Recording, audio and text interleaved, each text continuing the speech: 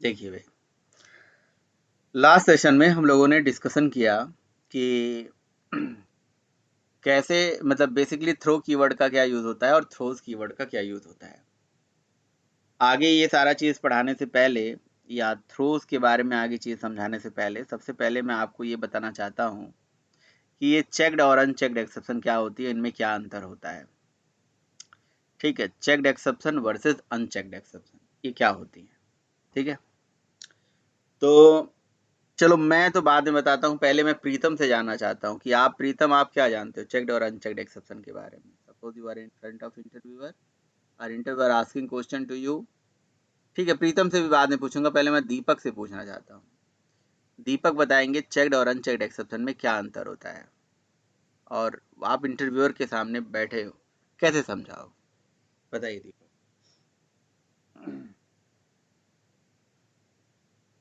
दीपक आवाज आ रही है? आप म्यूटेड हो, अनम्यूट करके ही बोलिए। सर मैं बाहर हूँ। अच्छा, आप बाहर हो तो नहीं बता सकते हो, ठीक है कोई बात नहीं। तो प्रीतम आप बताइए।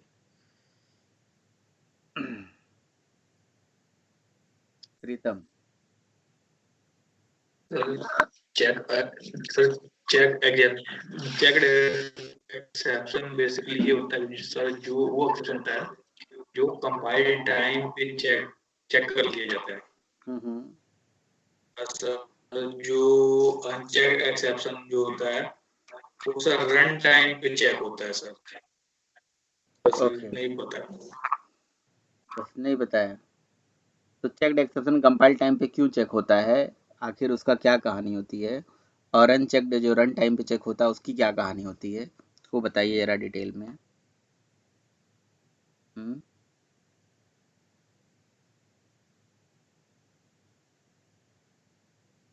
हाँ जी। सर ये नहीं पता है। अच्छा, ये नहीं पता है।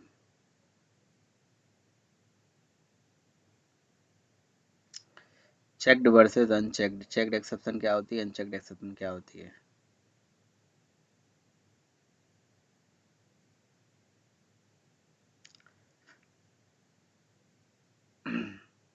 देखिए, checked exception no doubt compile time पे आता है और अनचेक्ड एक्सेप्शन रन टाइम पे आता है। ये डिफरेंस तो मेनली जो वही है जो आप जानते हो, चेक्ड वर्सेस अनचेक्ड की, है ना। लेकिन ये क्या होता है कहानी, कैसे कैसे कहानी होती है, उसके बारे में आपको मैं बताता हूँ। होता क्या है कि जैसे मान लीजिए ये पेंट मैं ओपन कर रहा हूँ। मान लीजिए कि आप ये हमारा होता क्या है, ये हमारा मान लीजिए जेवीएम है ना। और ये जेवीएम, ये जावा का प्रोग्राम है जो कि जेवीएम के अंदर चल रहा है, जावा प्रोग्राम। और जावा प्रोग्राम कहाँ चल रहा है, इनसाइड जेवीएम चल रहा है, जेवीएम के अंदर चल रहा है ना। जावा का प्रोग्राम जेवीएम के अंदर चल रहा है यहाँ। तो होता क्या है कि आपका ये जावा का प्रोग्राम है और ये उसके ऊपर जेवीएम का एक लेयर है, ये जेवीएम चल रहा है और उसके ऊपर है यहाँ पे ऑपरेटिंग सिस्टम, राइट। तो होता क्या है कि कहीं ना कहीं थोड़ा ये डायग्राम समझने में उल्टा है, लेकिन इंटरनली तो पहले ऑपरेटिंग सिस्टम होता है, फिर जेवीएम होता है, फिर जावा प्रोग्राम चलता है।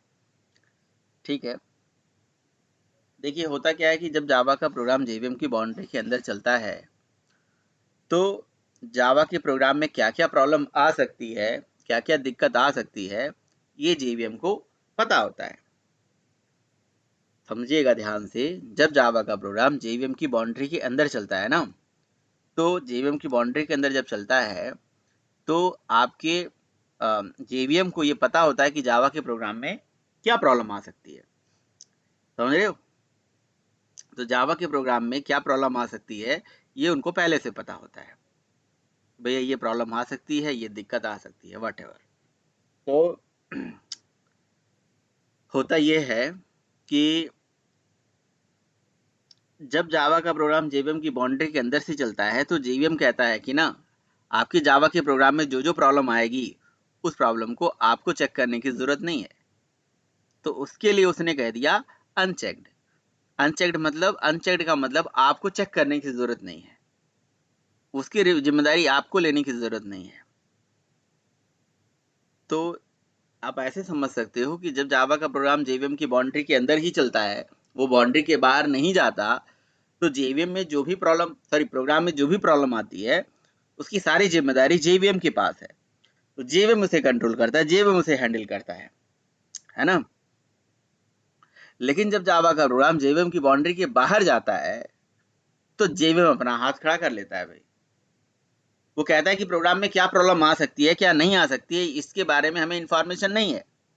अच्छा, वो कौन सा सिनेरियो होता है, वो कौन सा सिचुएशन होता है जब जावा का प्रोग्राम जेवीएम के बाहर जाता है? वो सिनेरियो होता है जैसे फाइल हैंडलिंग करने जाता है, ठीक है, जैसे डेटाबेस कनेक्शन बनाने जाता है, डीबी कनेक्शन बनाने जाता है, डीबी कौन, जैसे सॉकेट प्रोग्रामिंग करने जाता है, ठीक है, सॉकेट प्रोग्रामिंग करने जाता है, या नेटवर्क लेवल पे कोई भी डेटा एक्सेस करने जाता है। तो जब जावा का प्रोग्राम जेवीएम के बाहर जाता है तो भाई उस जावा के प्रोग्राम में क्या क्या प्रॉब्लम आ सकती है, इसकी इंफॉर्मेशन हमारे जेवीएम को नहीं होती है। यूजुअली क्या होती है, मैं फिर से बता रहा हूँ, जब जावा का प्रोग्राम जेवीएम की बाउंड्री के अंदर ही चलता है ना, जब जावा का प्रोग्राम जेवीएम की बाउंड्री के अंदर ही चलता है तो जावा के प्रोग्राम में क्या प्रॉब्लम आ सकती है, क्या नहीं आ सकती, इस सारी चीज़ों की इंफॉर्मेशन इनके पास है। तो इसीलिए उसको उसने अनचेक्ड बोला, क्योंकि उन्होंने कहा कि इस चीज़ को आपको चेक करने की जरूरत नहीं है, वो हम देख लेंगे, हम हैंडल कर लेंगे। लेकिन जब जावा का प्रोग्राम जेवीएम की बाउंड्री से जब भी बाहर निकलेगा, फाइल हैंडलिंग करने, डेटाबेस कनेक्शन करने, सॉकेट प्रोग्रामिंग करने, नेटवर्क से डेटा शेयर करने, तो फिर जावा के प्रोग्राम में प्रॉब्लम आ सकती है। तो जेवीएम वहाँ पे हाथ खड़ा कर लेता है, वो कहता है कि भैया अब ये प्रोग्राम हमारी बाउंड्री से बाहर जा रहा है, तो इस प्रोग्राम में क्या प्रॉब्लम आएगी इसकी जिम्मेदारी मेरी नहीं है, इसलिए आप चेक करके चलो। That is called checked exception. इसीलिए कहते हैं unchecked exception are known by the JVM और checked exception are known by the compiler या डेवलपर, क्योंकि ये से आपको चेक करना पड़ेगा, ये आपकी जिम्मेदारी है। अब प्रोग्राम में क्या प्रॉब्लम आ सकती है, क्या नहीं आ सकती है, इसे आप चेक करके चलिए, इसको आप संभाल के चलिए कि भैया प्रोग्राम में प्रॉब्लम आने वाली है या आ सकती है, तो उसको आप हैंडल करके चलिए, क्योंकि ये जेवीएम की जिम्मेदारी नहीं कि जेवीएम उसे हैंडल कर लेगा, जेवीएम उसे देख लेगा। ये आपकी जिम्मेदारी है कि उसको आप कैसे हैंडल करके चलोगे, है ना। ये आपकी जिम्मेदारी है कि इसको आप कैसे हैंडल करके चलोगे, कैसे नहीं हैंडल करके चलोगे। It is your responsibility, not JVM responsibility. समझ रहे हो।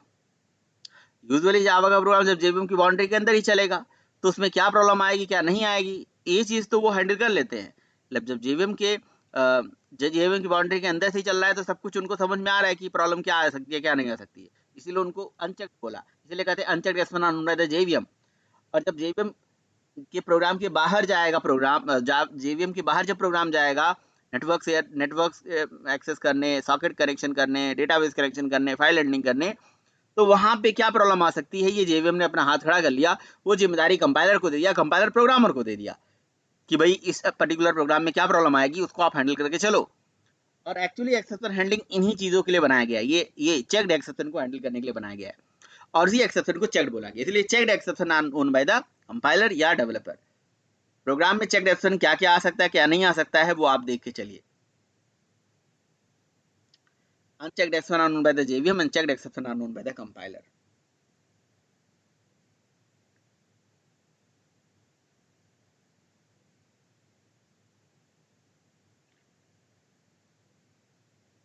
ठीक है,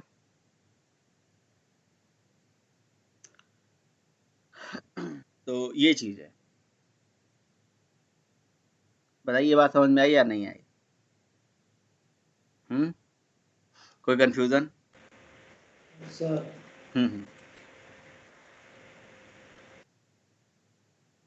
यस सर, समझ में आ गई। ओके,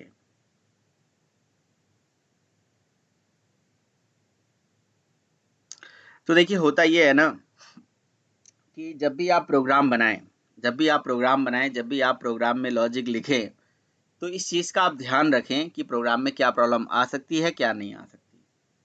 तो मैं आपको बताऊं, जावा में कभी फाइल हैंडलिंग करने जाओगे, डेटाबेस कनेक्शन करने जाओगे, सॉकेट प्रोग्रामिंग करने जाओगे, तो वहाँ हर एक जगह पे कंपाइल टाइम पे ही एक्सेप्शन आ जाती हैं और वो चेक्ड होती हैं। और ये चेक्ड एक्सेप्शन जो होती हैं कैसे फोर्स कराई जाती हैं, तो उसका जो सबसे बड़ा कंसेप्ट है वो है थ्रोज कीवर्ड। और आप एक काम करो, आप जावा में कोई भी आईओ का ऑपरेशन देख लो, फाइल हैंडलिंग का ऑपरेशन देख लो, सॉकेट कनेक्शन का एग्जांपल देख लो, हर जगह थ्रोज कीवर्ड आपको मिलेगा। उसी थ्रोज कीवर्ड से ही वो फोर्स कराते हैं, जिससे डेवलपर को उसको हैंडल करके ही चलना पड़ता है। तो मैंने आपको यही बताया था ना कि मेनली एक्सेप्शन हैंडलिंग का जो यूज है ये चेक्ड एक्सेप्शन को ही हैंडल करने के लिए करा गया है। अब जैसे मैं आपको एक एग्जांपल समझाता हूँ। आप लिखो जावा पी और फिर जावा डॉट आईओ डॉट, यानी यहाँ पे लिखिए इनपुट स्ट्रीम। ठीक है, इनपुट स्ट्रीम करके आपने लिखा है ना, Java P Java dot IO dot input stream. तो इनपुट स्ट्रीम में आप कोई भी मेथड देख लो, जैसे आप कोई भी मेथड देख लो, सबके आगे क्या लगा है? थ्रोज। ये चेक्ड एक्सेप्शन को आखिर कैसे पता चलता है कि checked exception are known by the compiler at compile time? Throws keyword के माध्यम से। जिस भी मेथड के आगे थ्रोज लगा है ना, वो चेक्ड एक्सेप्शन ही होगी, ये समझ लो। जिस भी मेथड के आगे थ्रोज लगा है, और ज्यादातर थ्रोज कीवर्ड चेक्ड के लिए लगाया जाता है, अनचेक्ड के लिए भी लगा सकते हो, पर चेक्ड के लिए ही जनरली तक लगाया जाता है। और जिस भी मेथड के आगे थ्रोज लगा है ना, तो वो हमें ये इंडिकेट कर रहा है कि भैया इस पर्टिकुलर प्रोग्राम में चेक्ड एक्सेप्शन आ रही है और इसे कंपाइल टाइम पे आपको हैंडल करके चलना पड़ेगा। मैंने आपको रूल भी बताया था, अगर किसी मेथड के आगे थ्रोज लिखा है तो जब उस मेथड को आप कॉल करोगे तो या तो ट्राई कैच में हैंडल करके चलोगे या तो उसी टाइप की एक्सेप्शन थ्रोज करा दोगे, तो ये कंपाइल टाइम पे आ जाते हैं। Checked exception are known by the compiler at compile time. आप आईओ का कोई भी प्रोग्राम, सॉकेट का कोई प्रोग्राम, डेटाबेस कनेक्शन का कोई प्रोग्राम जब बनाने जाते हो तो उनके मेथड को जब यूज करने जाते हो ना, उनके आगे थ्रोज कीवर्ड ऑलरेडी लगा है, और ये ज्यादातर थ्रोज कीवर्ड चेक्ड एक्सेप्शन के लिए ही है। भाई checked exception are known by the compiler, तो कंपाइलर को कैसे पता चलेगा यहाँ चेक्ड है? थ्रोज के माध्यम से। जिसके आगे भी थ्रोज लगा है और जब उस मेथड को आप चलाओगे ना, तो आपको पता चल जाएगा इसमें ये प्रॉब्लम आ रही है। तो मैं आपको क्या बताया था एक्सेप्शन हैंडलिंग में, अभी जैसे अभी आपने प्रोग्राम अभी तक बनाते आ रहे हो, आप एक छोटा मोटा प्रोग्राम बनाते हो जिसमें आप जानबूझ के एक्सेप्शन ला देते हो, उसको हैंडल कर लेते हो, आप खुश हो जाते हो। यार एक्सेप्शन हैंडलिंग इसलिए थोड़ी ना बनाई गई है। एक्सेप्शन हैंडलिंग का जो मेन पर्पज है, एक्सेप्शन हैंडलिंग का जो मेन पर्पज है वो चेक्ड एक्सेप्शन को हैंडल करना ही है। चेक्ड एक्सेप्शन को ही हैंडल करने के लिए एक्सेप्शन हैंडलिंग बनाई गई थी। बाकी सब तो देखो, बाकी तो जो एक्सेप्शन आती है वो देखो, जावा क्या कहता है? जावा कहता है कि प्रोग्राम में अनचेक्ड एक्सेप्शन जो है वो तो जेवीएम हैंडल खुद ही कर लेता है। आप कोड लिखने से पहले उसको डिबग करो, उसको अच्छे से चेक करो कि प्रोग्राम में क्या प्रॉब्लम आ सकती है, जो भी आ सकती है उसको सॉल्व करके पहले से चलो ताकि प्रॉब्लम ना आए। लेकिन जो चेक्ड एक्सेप्शन है ना, वो तो आपको हैंडल करके ही चलना पड़ेगा। अब जैसे मैं कोई चीज चला रहा हूँ, जैसे सिस्टम एक क्लास है और सिस्टम क्लास के अंदर इन वेरिएबल है, और इन जो है इनपुट स्ट्रीम टाइप का वेरिएबल है, और उस पर एक रीड मेथड चला रहा हूँ। देखना आप, जैसे मैं रीड मेथड चलाऊंगा, ये इनपुट स्ट्रीम का मेथड है, तुरंत एक्सेप्शन आ जाएगी अभी फटाक से। ये देखिए एक्सेप्शन आ जाएगी, कंपाइल टाइम पे आ जाएगी। कोड कंपाइल करा है, देखिए unreported exception, IO exception must be caught और डिक्लेयर टू बी थ्रोन। ये जो रीड मेथड है इंटरनली उसके आगे थ्रोज लगा हुआ है, वो थ्रोज है, वो चेक्ड है, वो कंपाइलर हमसे कह रहा है कि इसे चेक करके चलो। एक्सेप्शन हैंडलिंग देखो, एक्सेप्शन कंपाइल टाइम पे भी आ जाते हैं ऐसे। वो हमें क्या इंडिकेट कर रहा है? जो ये रीड मेथड है, जब इसको कॉल कर रहे हो ट्राई कैच में लेके चलो। अगर आपको याद हो तो क्लास डॉट फॉर नेम को हम ट्राई कैच में लिख रहे थे, क्यों? पहले से स्टार्टिंग से। अब मैंने आपसे बोल रहा था कि पूछना नहीं क्यों, क्योंकि क्लास डॉट फॉर नेम के आगे थ्रोज लगा है, सेट डॉट स्लीप के आगे थ्रोज लगा है। ठीक है, जिस भी मेथड के आगे थ्रोज लगा है वो उसको जब आप कॉल करोगे ना, तो उसी टाइप की एक्सेप्शन को आप या तो हैंडल कर लो ट्राई कैच में लिख के, है ना, या तो ट्राई कैच में उसको हैंडल करके चलो, या तो सेम टाइप की एक्सेप्शन आप थ्रोज करा दो। यहाँ पे मैंने एक्सेप्शन टाइप की वेरिएबल में होल्ड कर लिया है ना। अब प्रोग्राम को कंपाइल करूंगा, कोई भी दिक्कत वाली बात नहीं है। हो गया? नहीं हो गया? एक्चुअली तो वो आईओ एक्सेप्शन है, तो हम चाहे तो आईओ लिख दें यहाँ पे, लेकिन आईओ एक्सेप्शन आईओ पैकेज के अंदर है, तो इसलिए हमें इंपोर्ट करना पड़ेगा क्या? जावा डॉट आईओ डॉट, है ना, आईओ एक्सेप्शन, इसको हमें इंपोर्ट करना पड़ेगा, इसलिए मैंने इंपोर्ट कर लिया। ठीक, कंपाइल कर लिया कोड को और रन कर दिया, ये देखिए।